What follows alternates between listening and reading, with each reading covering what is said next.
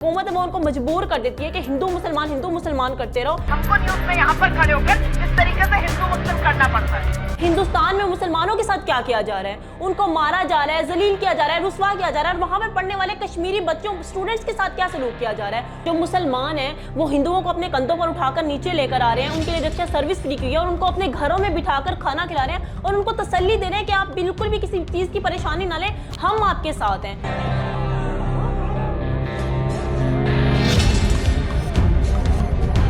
पहलगाम में ये जो हमला हुआ है ये मोदी हुकूमत ने खुद करवाया है, ये हम नहीं बोल रहे, ये इंडियन आर्मी ऑफिसर्स बता रहे हैं। मैंने उसका पूरा समीक्षा किया कि उसकी रिपोर्ट आई गलत है। मैं पूछता हूँ कि जो पहले चेक पोस्ट स्थापित किए गए थे वो किसकी मर्जी से हटाए गए।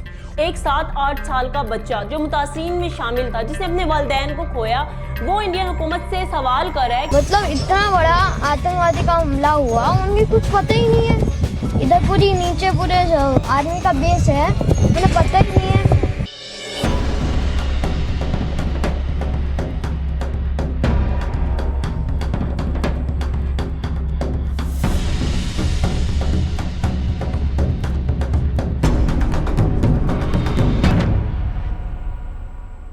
अस्सलाम वालेकुम नाज़रीन, साउथ पंजाब डिजिटल के साथ मैं हूं आपकी मेज़बान रुकैया बख्श। अब बस ही हो गई, हर रोज़ टीवी पर हम कुछ ना कुछ इंडिया और पाकिस्तान के बारे में नया ही देख रहे होते हैं। आज इंडिया ने ये कह दिया, आज इंडिया ने ये कह दिया। तो आज हम जो भी बात करेंगे आपसे फैक्ट्स की बेस पर बात करेंगे। नाज़रीन, आज हम बात करेंगे मोदी की और इंडियन गोदी मीडिया की। नाज़रीन, जब भी हिंदुस्तान में इलेक्शन स्टार्ट होने वाले होते हैं तो मोदी साहब ने ये एक रवायत ही बना ली है कि मुसलमानों के खिलाफ कोई ना कोई ऐसा हथकंडा इस्तेमाल किया जाए कि हिंदुओं की सारी तवज्जो जो है वो मुसलमानों की तरफ हो जाए और वो मुसलमानों का हिंदुस्तान में जो रहना और जीना है वो हराम कर दें। इनको समझ नहीं आ रही है कि ये क्या करें। इस वक्त ये बौखलाहट का शिकार है। इनको शर्म ही नहीं आती है कि जो मुसलमानों के ऊपर इतना जुल्म ढा रहे हैं, इतना जुल्म कर रहे हैं, इनको ये समझ नहीं आ रही है कि जुल्म का अंजाम कुछ अच्छा नहीं होता। आज मैं आपको इंडियन रिपोर्टर की बात सुनाती हूँ कि वो क्या कह रही है कि वो भी थक चुकी हैं हिंदू मुसलमान कर करके, क्योंकि उनकी जो हुकूमत है वो उनको मजबूर कर देती है कि हिंदू मुसलमान करते रहो। ये आप जरा सुनिए। आप लोगों ने देश को कहाँ पहुँचा दिया सर। बड़ी शर्मिंदगी हमें होती है जब इस तरीके से स्टूडियो में खड़े होकर हमको हिंदू मुस्लिम वाली डिबेट करनी पड़ती है ना सर। तो एक हिंदुस्तानी नागरिक के नाते सर मुझे तो बहुत तकलीफ होती है। मैं ऑन रिकॉर्ड इस बात को कह रही हूँ।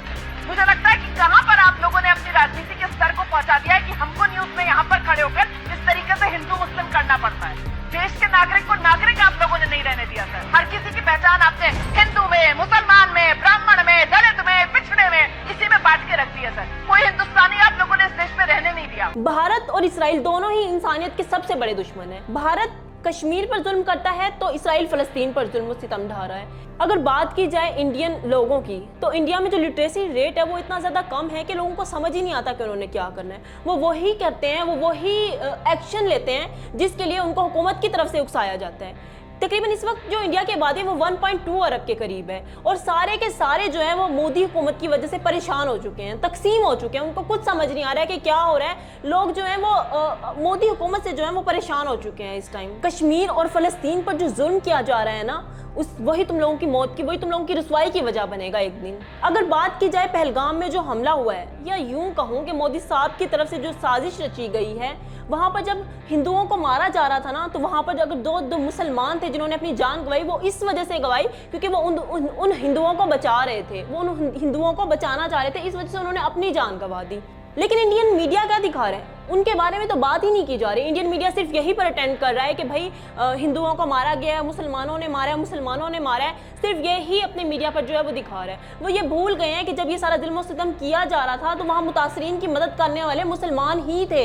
मुसलमान ही उनको अपने कंधों पर उठा के पहाड़ों से नीचे लेकर आ रहे थे। उनके लिए जो है फ्री सर्विस की जा रही थी रिक्शों की, उनको फ्री जो है वो एयरपोर्ट तक पहुँचाया जा रहा था, उनको खाना दिया जा रहा था, हर किस्म की जो सहूलियात है उनको मैसर की जा रही थी। वो मुसलमान ही थे। आप जरा ये वीडियो देखें जिसमें कश्मीरी हैं जो मुसलमान हैं वो हिंदुओं को अपने कंधों पर उठाकर नीचे लेकर आ रहे हैं, उनके लिए रिक्शा सर्विस फ्री की है और उनको अपने घरों में बिठाकर खाना खिला रहे हैं और उनको तसल्ली दे रहे हैं कि आप बिल्कुल भी किसी चीज़ की परेशानी ना लें, हम आपके साथ हैं। कहाँ पर है इंडियन मीडिया, कहाँ पर है मोदी, कहाँ पर है मोदी की हुकूमत। और बड़े ही अफसोस की बात है कि एक तरफ जहाँ पर कश्मीरी मुसलमान हिंदुओं की मदद कर रहे हैं, मुतासरीन की मदद कर रहे हैं, हर तरह से उनको हर चीज़ देने की कोशिश कर रहे हैं, उनको उनके साथ खड़े हैं उनके मुश्किल वक्त में। लेकिन दूसरी तरफ दूसरी जगह हिंदुस्तान में मुसलमानों के साथ क्या किया जा रहा है, उनको मारा जा रहा है, जलील किया जा रहा है, रुस्वा किया जा रहा है। और वहाँ पर पढ़ने वाले कश्मीरी बच्चों स्टूडेंट्स के साथ क्या सलूक किया जा रहा है, उनको यूनिवर्सिटीज़ से निकाला जा रहा है, यूनिवर्सिटीज़ में मारा जा रहा है, यहाँ तक कि खवातीन को भी नहीं छोड़ा जा रहा। ज़रा ये वीडियो देखें।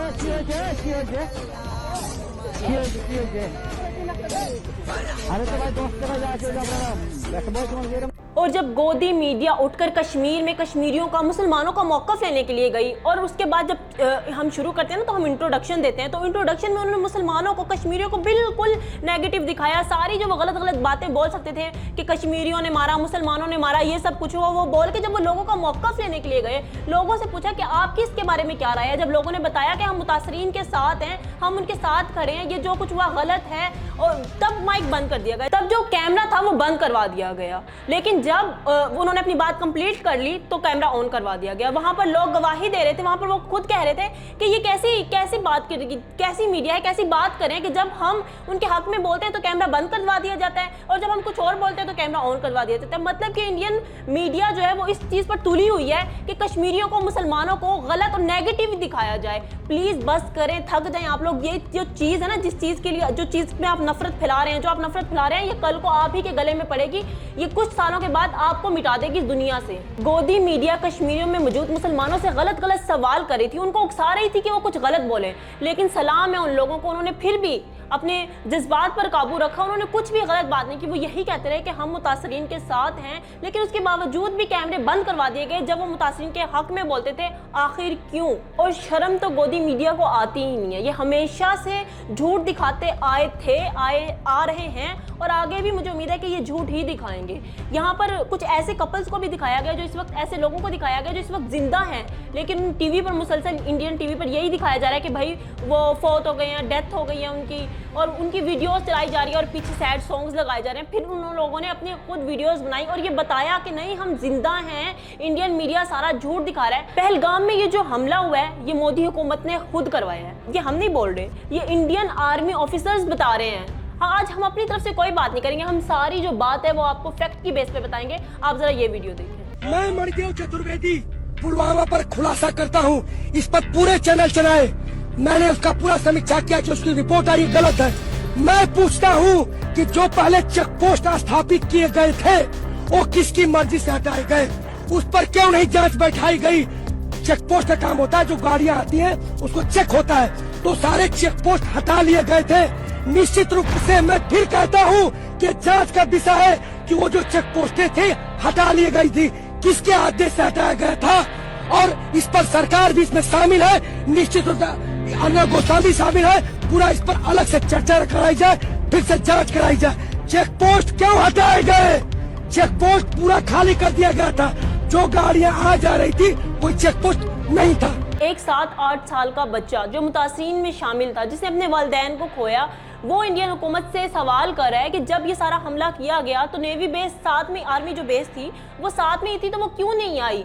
इतनी देर तक वो कहाँ रही? और वहाँ जहाँ पर एक वो सैर व तफरीह का जो वो जगह है, वहाँ पर आर्मी क्यों मौजूद नहीं थी? वो सवाल करे, लेकिन गोदी मीडिया से ये सवाल हुकूमत से नहीं किया गया। जरा इस बच्चे की बात सुने आप। सरकार तो गई हुई है, मतलब इतना बड़ा आतंकवादी का हमला हुआ, उनकी कुछ पता ही नहीं है।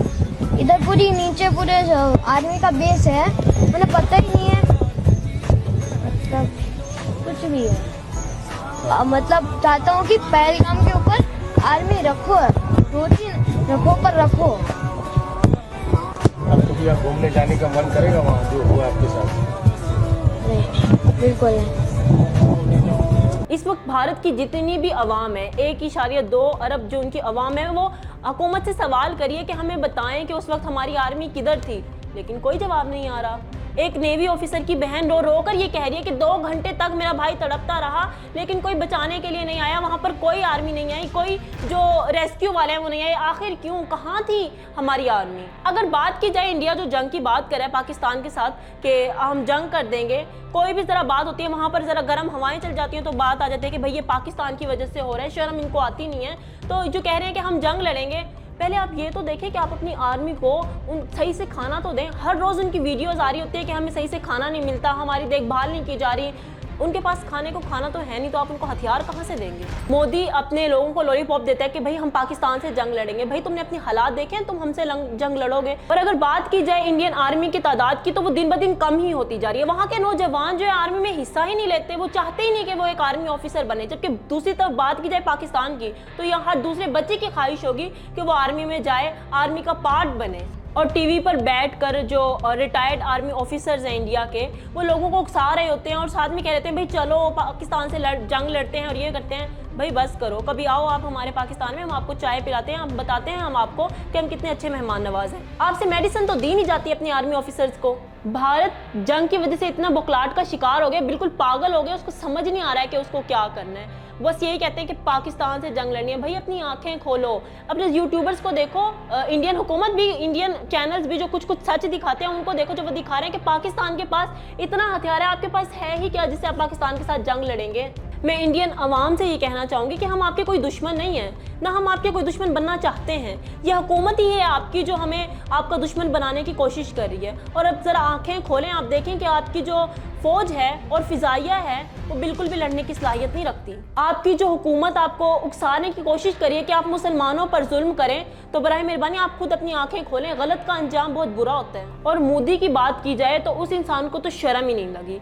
पूरा इंडिया जो इस वक्त सोज में है, इस वक्त दर्द में है, तकलीफ में है कि 27 से 28 लोगों की जान चली गई है। और वहीं पे बात की जाए उनके वजीर आजम की, तो वो इलेक्शन की रैलियां निकाल रहे हैं और वहां पर बैठकर बड़ा हंस रहे हैं। मोदी इतना घटिया और बेशर्म इंसान है कि हुकूमत में रहने के लिए कोई भी हथकंडा इस्तेमाल कर सकता है मुसलमानों के खिलाफ, क्योंकि उसकी हुकूमत तो चली 7 चीजों पर रही है: हिंदू, मुस्लिम, मंदिर, मस्जिद, स्टैचूज, काओ, बीफ, लव जिहाद और हिंदू राष्ट्र, जिसका खूब इस्तेमाल करके वो हिंदुस्तानियों को पागल बनाते हैं और उसको अपने लिए इस्तेमाल करते हैं। तो हिंदुस्तानियों के लिए जरूरी है कि वो अपनी आंखें खोलें और सच्चाई को देखें।